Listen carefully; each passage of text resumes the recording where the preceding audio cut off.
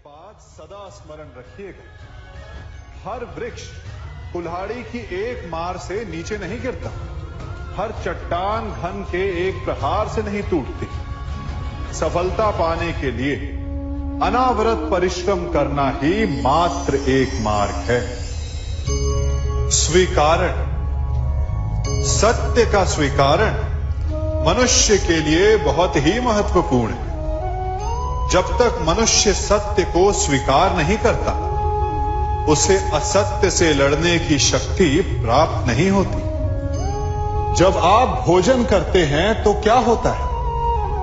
आपका पेट स्वीकारता है कि वो भर चुका है और आप भोजन करना बंद कर देते हैं। जब आपको निद्रा आती है तो क्या होता है?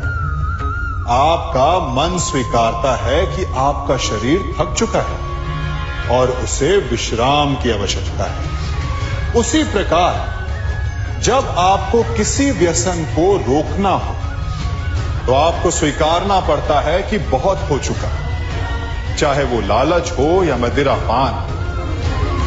उस व्यसन का त्यागना तभी प्रारंभ होता है जब आप ये स्वीकार कर लेते हैं कि आप उस व्यसन के बंधक हैं। हम में से ऐसा कोई नहीं जिनकी परछाई उनसे दूर रहती।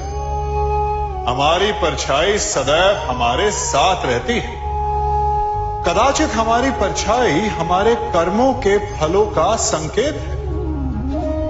कदाचित इसी कारण कई बार हमें अपनी परछाई से भय भी लगता है, परंतु इस भय से निवारण पाने का एक साधन अवश्य है। वो है सूर्य की ओर मुख करना या किसी प्रकाश के स्रोत की ओर मुख करना, क्योंकि तब हमें हमारी परछाई दिखाई नहीं देती। यदि इसे जीवन के संदर्भ में देखें तो ये प्रकाश का स्रोत शुभ कर्मों की चेतना है। यदि आपके मन में शुभ कर्म करने की इच्छा है तो आपको कभी भी अपने कर्मों के फल का भय नहीं होगा, क्योंकि यदि आपका मन शुद्ध होगा तो आपके कर्म शुद्ध होंगे और शुद्ध कर्मों का फल कभी अशुद्ध नहीं हो सकता। आज मैं आप सबको एक कथा सुनाता हूं। एक दिन प्रातः एक व्यापारी अपने घर से निकला। घर से निकलते ही एक बिल्ली ने उस व्यापारी का मार्ग काट दी। व्यापारी घबरा गया। वो फिर से घर लौट गया और शुभ घड़ी की प्रतीक्षा करने लगा। और जब वो पुनः अपने घर से निकला तब वो वाहन जा चुका था जिससे राजा तक पहुंचकर उसे भेंट देनी थी। राजा को भेंट नहीं मिली। राजा क्रोधित हो गए। राजा ने उस व्यापारी का व्यापार बंद करवा दिया।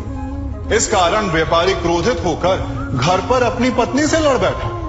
पत्नी अपने बच्चों समेत मैके वापस चली गई और उस व्यापारी के जीवन में यदि कुछ रह गया था तो केवल अंधकार। और इन सब का कारण वो उस बिल्ली को मानता रहा जिसने उसका मार्ग काटा था। ऐसा ही एक दूसरा व्यापारी राजा को भेंट देने निकला और उस व्यापारी का मार्ग भी एक बिल्ली ने काट दिया। वो व्यापारी तनिक घबराया, परंतु उसने आगे बढ़ना अधिक उचित समझा।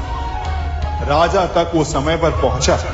उसने राजा को भेंट दी। राजा प्रसन्न हुए और राजा ने व्यापारी को अपना व्यापार बढ़ाने की अनुमति दी, स्वर्ण आभूषण दी। जब व्यापारी घर पर पहुंचा तो पत्नी को आभूषण और अपने बच्चों को देने के लिए वस्त्र थे उसके पास।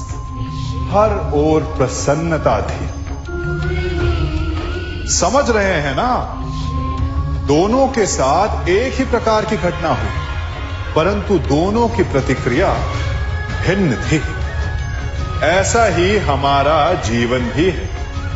हमारे जीवन में प्रारब्ध का अपना स्थान है, परंतु उससे कई अधिक महत्वपूर्ण हमारी प्रतिक्रिया, हमारे सोच का प्रभाव है, क्योंकि यही हमारे जीवन को आकार देते हैं। इसलिए अपनी सोच को सकारात्मक रखिए। आपका जीवन सदैव आनंदमय रहेगा। आप इन दो पात्रों को देख रहे हैं। मेरे इस पात्र में जल है और ये पात्र मिष्ठान से भरा हुआ है। दोनों ही पात्र भरे हैं, परंतु देखिए, मिश्री को जल में मिला दिया। जल ने मिश्री को अपना लिया। मिश्री ने अपना अस्तित्व खो दिया, परंतु जल को अभिमान है कि उसका अस्तित्व अभी भी बना हुआ है। परंतु जो इस जल को चखेगा उसे अवश्य पता चल जाएगा कि ये जल अब वो जल नहीं रहा, ये अब शरबत बन गया। हमारा त्याग, हमारे बलिदान भी ऐसे ही होते हैं। जो इस बात को अनुभव करते हैं वो समझ सकते हैं कि कैसे हमने समय की धारा को बदल दिया। जो बलिदान देते हैं उनका अस्तित्व कभी नष्ट नहीं होता, अपितु उनका बलिदान संसार में कुछ ना कुछ परिवर्तन अवश्य लाता है। हम सभी कभी ना कभी, कहीं ना कहीं अपने जीवन में यात्रा अवश्य करते हैं। हमारी यात्रा में कभी पक्के रास्ते आते हैं तो कभी कच्चे रास्ते। पक्के रास्ते मनुष्य बनाता है और कच्चे रास्ते जानते हैं कैसे बनते हैं? चलते चलते बन जाते हैं।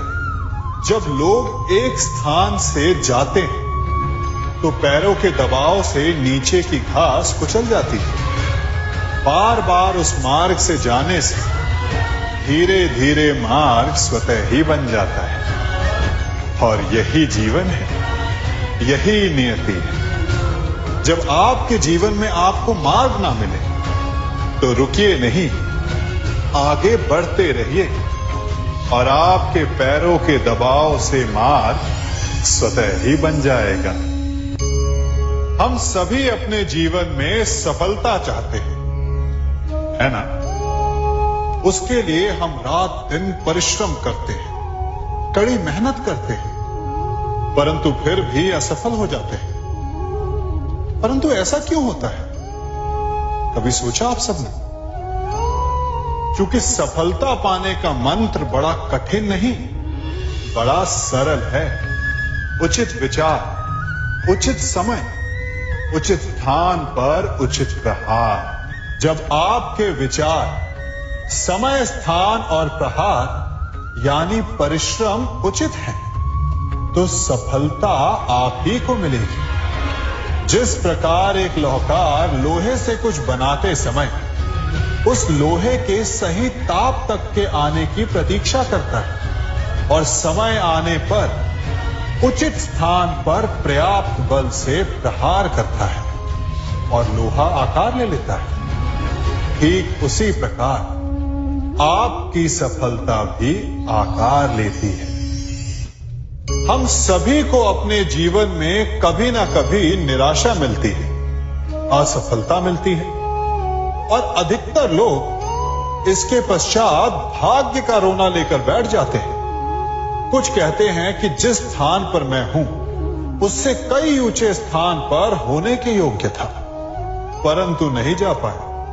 किसी को पीड़ा है कि उसे जो मिलना चाहिए था वो उसे नहीं मिला, भाग्य ही बुरा था। भाग्य क्या होता है? भाग्य वन में खिला पुष्प देवताओं को चढ़ाया जाएगा, या किसी सुंदरी के वेणी में वो सजेगा, या फिर उसे कुचलकर उत्पाद बना दिया जाएगा। ये सब एक पुष्प के नियंत्रण में नहीं होता, परंतु जब तक उस पुष्प का अस्तित्व है सुगंध बिखेरना उसके वश में अवश्य है। परंतु भाग्य हमारे वश में नहीं।